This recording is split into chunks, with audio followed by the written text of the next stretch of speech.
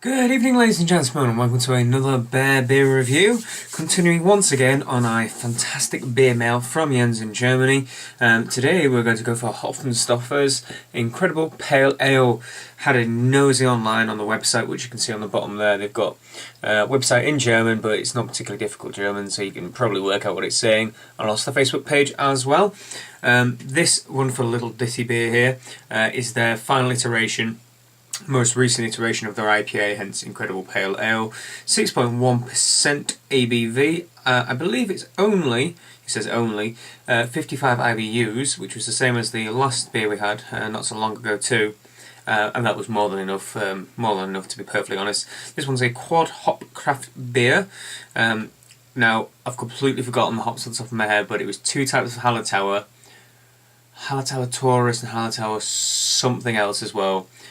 Cascade and Nelson Sauvin. I'm sorry, I can't remember that. I'll maybe pop it in the description below in case you were interested. So yeah, these guys have won a couple of awards as well. They won Rate Beer's best brewery award for a region of Germany, I think, if I remember rightly. You can tell I've got my research at the moment. It's been a very, very, very long day at work. And here we've got the lid as well. This is brewed in Bad Rappenau. Bad means spa town in German, just so you know. So let's pull this out and see what we have. Ooh, it's a very pale one, this. Oh, and extremely, extremely carbonated too. So yeah, as I said, you can probably see that's quite a bit paler than I was expecting. Not bad, not worried at all. And can you see the interesting bubbling going on the side there? There is a massive amount of carbonation in this bottle. Massive. I love that. It's like a little ladder of bubbles going up the side. That's pretty awesome. It's pretty awesome. Cool. Nice and thick bubbles though, I must say. And then going towards the top it gets a little bit foamy and sudsy. So yeah, let's get a nose in there while we have a humongous head and get a good old smell. Oh, yet another beer that just absolutely drenches your nose in flavour. It's amazing, that. Wowee. It really has, like, the most gorgeous smell of pink grapefruit. Oh. Please someone bottle hop aroma and make it a perfume, or an aftershave I should say. Because, God, there's so much citrus in this. And there's also that winey note from Nelson Sauvin. There's a little tanniny note, but really, really super sweet grapefruit and citral notes.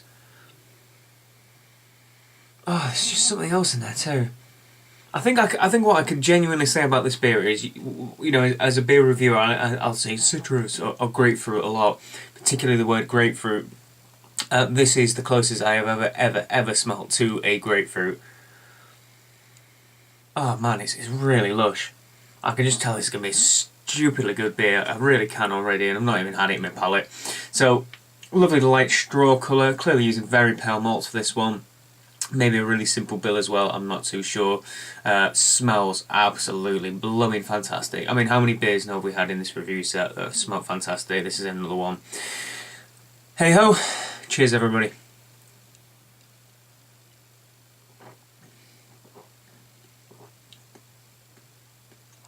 Oh yeah, yeah, it's really nice. Yeah. Damn you, Jens. My rating system is blown to shreds because every single beer is getting a good mark. There's a really nice, very light malt flavour coming through. It's very pleasant sweetness. That's the best way to describe it. A very, very light biscuit, if that. I won't go so far as to say bready. There's certainly no deep molasses or anything like that. It's very nice and subtle, but it is also quite sweet.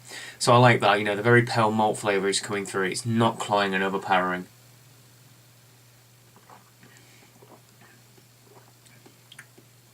There's nice carbonation. The mouthfeel is good and medium. The bitterness at the end is, despite being relatively low, is also quite, once again, it's adequate, more than adequate. It certainly does its job, it's certainly nice bitterness, and it certainly does remain and last in the palate. Now in terms of hop flavours,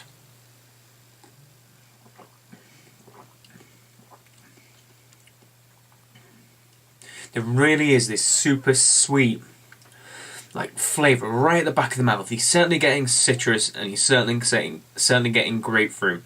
There's also this kind of candied orange sweet hoppy flavour just at the back of the mouth.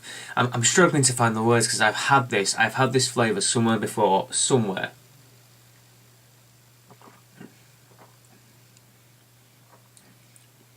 Whatever it is, it's damn tasty, I can tell you that.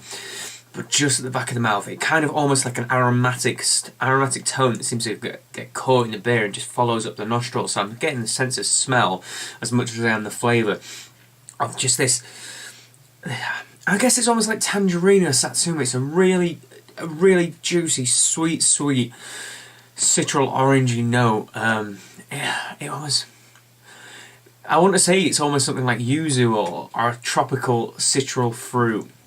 Like satsuma or something like that, because it is such a unique citral flavour, and only something I've ever really found in oriental fruits.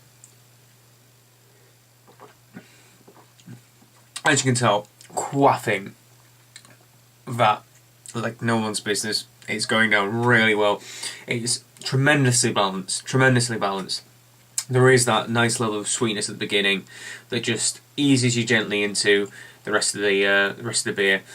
Nice. I wouldn't want to say it's one-dimensional, being only a citron and grapefruit flavour I'm getting, because it does it so well. You know, sometimes you get a really complex hop flavour, and you get a mix of different things. You get citrus and spice and pine, maybe even some grassy, earthy notes, depending on what hops you're using. This one does the citrus side of the hop diagram extremely well, and it doesn't lose out because of it. It doesn't lose out at all. I really must look into these Hallertau hops that are being used, because I haven't heard of them, and I know there are, just like there are in England, there'll be loads of new varieties coming out. And I do wonder what their flavour profile is, or whether they're just bittering or aroma hops.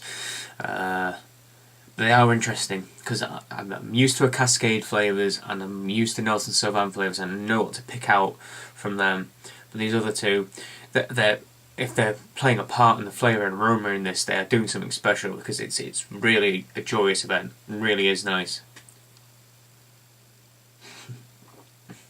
This big foamy head's brilliant as well. It absolutely traps the aroma in, so as I'm going to drink it, all I can get is just absolute wafts of smell. So, Hopfenstopfer. Oh wow. Yeah, brilliant. Absolutely brilliant. Once again, easy 9 out of 10. Absolutely easy 9 out of 10.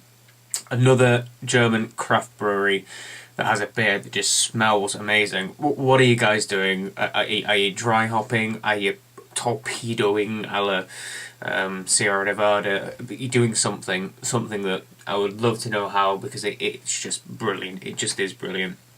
And the flavour doesn't disappoint either. So well done. I'm liking this. It's a slightly different take on these higher percentage IPAs, because it's just that a little bit lighter in colour, and I quite like it. I usually like a deep, rich malt body alongside my IPAs, strong IPAs. But this one's certainly more enlightening, with that sweeter, more subdued, sort of caramelly, but caramel still imparts like a little bit of flavour. It's even sweeter than that, almost like a simple sugar sweet syrup. Yeah, I'm really enjoying this one. 9 out of 10. Stonking. Absolutely brilliant.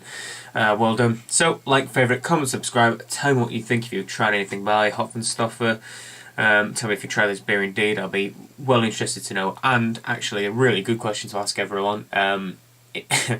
What are the hops used in this one? What are the two Hallertau ones? And any genealogy or information on them will be greatly and thankfully received. And also, what the hell are you German brewers are doing to make beers this good?